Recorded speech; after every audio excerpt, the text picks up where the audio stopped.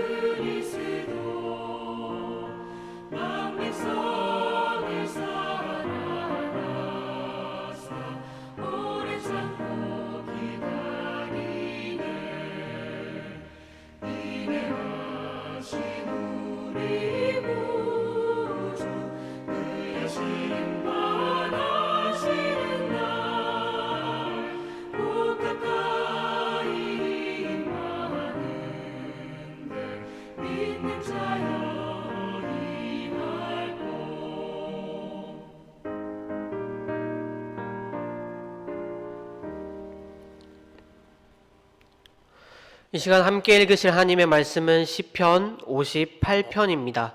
시편 58편, 이 시간 제가 대신 봉독하도록 하겠습니다. 통치자들아, 너희가 정의를 말해야 하거늘 어찌 잠잠하냐? 인자들아, 너희가 올바르게 판결해야 하거늘 어찌 잠잠하냐? 아직도 너희가 중심에 악을 행하며 땅에서 너희의 손으로 폭력을 달아주는도다.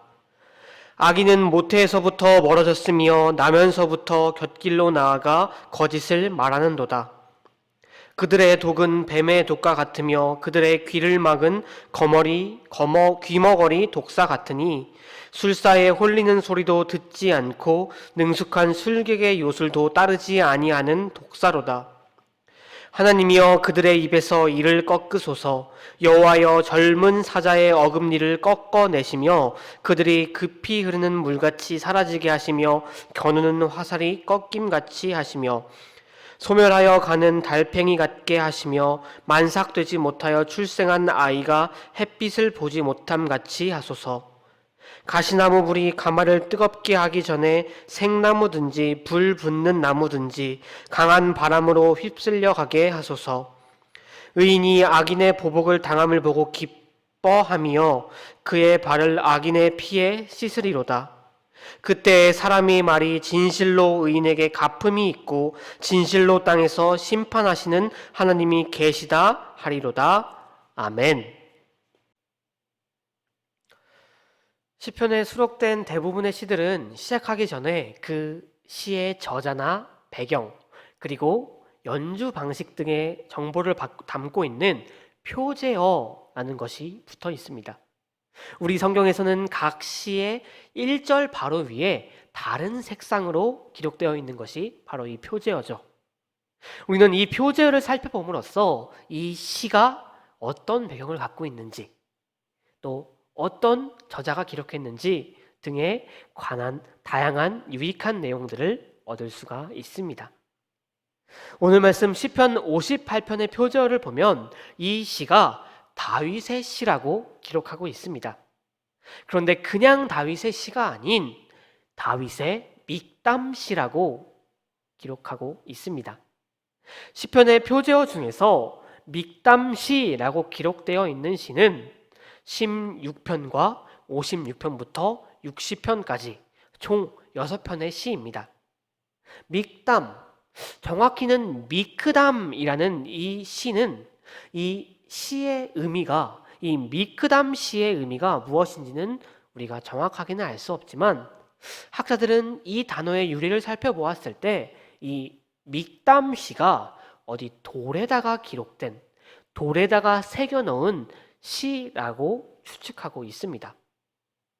그렇다면 오늘 우리가 함께 살펴볼 이 다윗의 믹담시, 다윗이 돌에 새겨 넣은 이 시는 어떤 내용을 담고 있는 시일까요?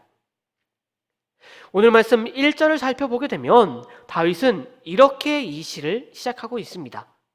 통치자들아, 너희가 정의를 말해야 하거늘 어찌 잠잠하냐? 이 시는 통치자들을 향한 시인 것입니다. 이스라엘 사회에서 통치자들, 곧 왕이나 제사장이나 장로들, 이 통치자들은 하나님으로부터 권위를 위임받은 자들이라고 생각되었습니다. 그렇기에 이 통치자들은 하나님께로부터 위임받은 그 권위를 통해 백성들을 올바르게 이끌고 하나님의 정의와 공평을 이 땅 위에 실현할 책임이 있는 자들이라고 여겨졌습니다. 그런데 본시에서 다윗이 이 통치자들을 정의를 말하지 않고 바르게 판결하지 않는 자들이라고 부르고 있는 것으로 보아 지금 다윗이 가리키고 있는 이 통치자들은 그 책임을 다하지 않고 있었던 것으로 보입니다. 그렇다면 그들은 왜 자신의 책임을 이렇게 저버리고 불의한 행동을 하고 있는 것이라고 다윗은 말하고 있습니까? 이어지는 2절 말씀을 보게 되면 다윗은 그들이 중심의 악을 행하고 있다고 말하고 있습니다. 다윗은 그들이 이렇게 책임을 다하지 않고 불의한 행동을 하고 있는 것에 근본적인 원인을 그들의 마음에 있는 악, 그들의 마음에 가득하고 있는 악 때문이라고 말하고 있습니다. 마음이 바르지 않는데 어찌 그 행동이 바를 수 있겠습니까? 우리가 잘 알다시피 사람의 모든 악행은 그 마음에서 비롯됩니다. 그렇게 우리는 우리의 마음을 지키는데 힘써야 한다고 성경은 말하고 있습니다. 우리의 마음이 세상과 하나님 사이에서 갈팡질팡하는 것이 아니라 오직 하나님께로 향하도록 우리는 해야 할 것입니다. 그럼으로써 하나님이여 나를 살피사 내 마음을 아시며 나를 시험하사 내 뜻을 아옵소서. 내가 무슨 악한 행위가 있나 보시고 나를 영원한 길로 인도하소서. 라는 시편 139편의 다윗의 기도처럼 우리의 마음이 깨끗할 때, 우리의 마음에 악이 없고 주님의 선하신 뜻으로 가득 차 있을 때 우리의 마음을 살피시는 하나님께로 당당하게 우리도 나아갈 수 있게 될 것입니다. 이어지는 3절과 5절에서 다윗은 이 악한 통치자 그들에 대해서 조금 더 구체적으로 묘사하고 있습니다. 먼저 다윗은 그들을 불의한 통치자를 부르는 것으로 넘어 이제는 악인으로 규정하고 있습니다. 그리고 이 악인들을 뱀에 비유하고 있는데 일반 뱀이 아니라 독을 품고 있는 독사라고 부르고 있습니다. 이 독사들, 그들은 너무나 위험한 존재죠. 독을 품고 있기 때문에 사람들을 해칠 수 있는 존재입니다. 그런데 그런 독사들에 대해서 다윗은 조금 더 악한 존재임을 드러내고 있습니다. 이 독사들, 아무런 다른 사람들의 통제를 받지 않는 독사들이라고 말하고 있습니다. 마술사의 흘리는 소리나 술객의 요술을 따르지 않는 정말 자기 맘대로 행동하는 독사라는 것이죠. 곧 그 마음에 가득한 죄악이 그들의 귀를 막고 있는 독사들이라고 다윗은 말하고 있습니다. 이런 독사들, 자신의 귀를 막고 있는 독사들, 다른 사람들의 말을 듣는 것을 거부할 뿐더러 가장 중요한 하나님의 말씀을 듣는 것을 거부하는 독사들, 그들은 정말로 위험한 존재들일 것입니다. 그러므로 성도 여러분, 그렇게 되지 않기 위해 다른 사람들의 말을 듣는 것을 거부하고 하나님의 말씀을 듣는 것을 거부하는 이 악한 통치자들처럼 되지 않기 위해 우리는 우리의 마음을 항상 살펴야 하는 것입니다. 우리의 마음에 악이 있는 것은 아닌지, 우리의 마음이 그 악을 키워나가고 있지는 않은지 우리는 살펴야 할 것입니다. 우리에게 주신 그 말씀을, 주님의 말씀을 묵상하며 주님의 말씀을 귀 기울여 나아갈 때 우리는 우리의 마음에 있는 악을 없앨 수 있으며 주님의 말씀을 듣는 이 귀를 갖게 되는 것입니다.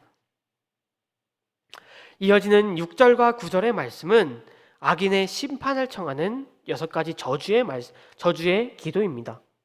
다윗은 이 악인들을 향해 말 그대로 저주를 퍼붓고 있습니다. 그 저주의 내용을 우리가 살펴보면 알 수 있듯이 정말로 심한 저주들입니다.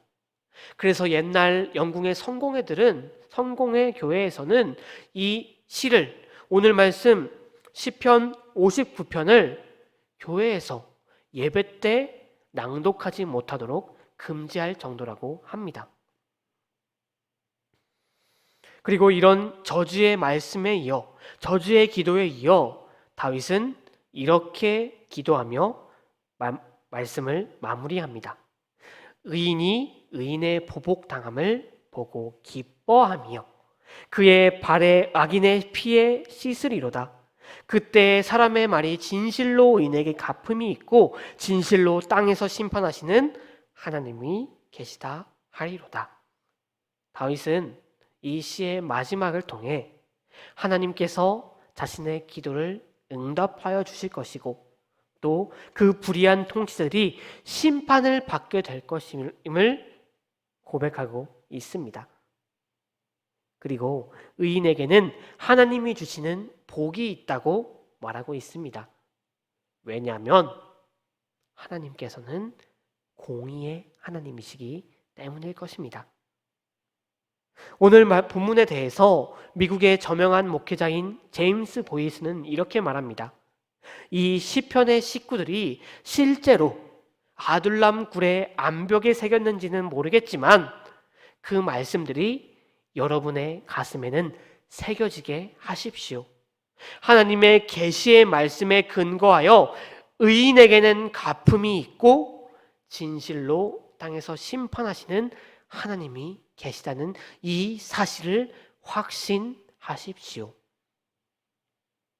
다윗은 정말 어려운 상황 속에서도 그 불의한 통치자들이 나라를 다스리고 있는 그 상황 속에서도 포기하지 않고 절망하지 않았습니다. 오히려 모든 것을 집어던지고 자포자기하는 것이 아니라 주님께 그들을 심판하여 주시고 죄 없는 나와 같은 의인들을 구해달라고 기도하는 시를 기록하였습니다. 왜냐하면 이 모든 상황을 아시는 주님께서 틀림없이 이 부당한 고난을 신원하시고 나의 눈에서 나오는 눈물, 나의 입에서 나오는 이 한숨을 기쁨으로 바꾸어 주실 것임을 확신하는 믿음이 있었기 때문입니다. 성도 여러분, 바로 이것이 우리 그리스도인들도 닮아야 할 모습입니다. 우리가 우리의 마음을 항상 살피며 악이 아니라 주님의 그 선하신 말씀으로 가득 채우고 새길 때, 주님의 말씀을 묵상하며 주님의 말씀에 우리의 귀를 쫑긋 세울 때 주님께서 틀림없이 우리를 위해 일하실 것입니다. 바로 이 말씀, 우리가 항상 명심해야 할 것일 것입니다. 그렇게 오늘 하루도 주님의 말씀을 붙잡고 주님의 말씀을 묵상하며 주님의 말씀에 귀 기울임으로써 우리 마음속에 주님의 말씀을 mik담시처럼 새김으로써 그 악을 이기고 살아가시는 우리 모든 성도님들이 되시기를 바랍니다. 함께 기도하시겠습니다. 하나님 아버지, 이 시간 주님의 말씀을 듣게 하시니 감사합니다. 주님, 이 시간 주님의 말씀을 한 귀로 흘리는 것이 아니라 우리의 마음속 깊이 새기게 하여 주시옵소서. 무엇보다도 우리가 오직 주님만을 바라며 우리의 마음을 돌아보고 우리의 마음에 악이 있다면 주님의 말씀으로 깨끗이 치우게 하여 주시옵소서. 그럼으로써 오직 주님만을 향하고 주님만을 믿으며 우리가 어떤 상황 속에서도 주님을 대망하며 살게 하여 주시옵소서. 사랑이 많으신 예수 그리스도 이름으로 기도드렸습니다. 아멘. 하늘에 계신 우리 아버지여, 이름이 거룩히 여김을 받으시오며 나라가 임하옵시며 뜻이 하늘에서 이루어진 것 같이 땅에서도 이루어지이다. 오늘 우리에게 일용할 양식을 주옵시고 우리가 우리에게 죄 지은 자를 사하여 준 것 같이 우리의 죄를 사하여 주시옵고 우리를 시험에 들게 하지 마시옵고 다만 악에서 구하옵소서. 나라와 권세와 영광이 아버지께 영원히 있사옵나이다. 아멘.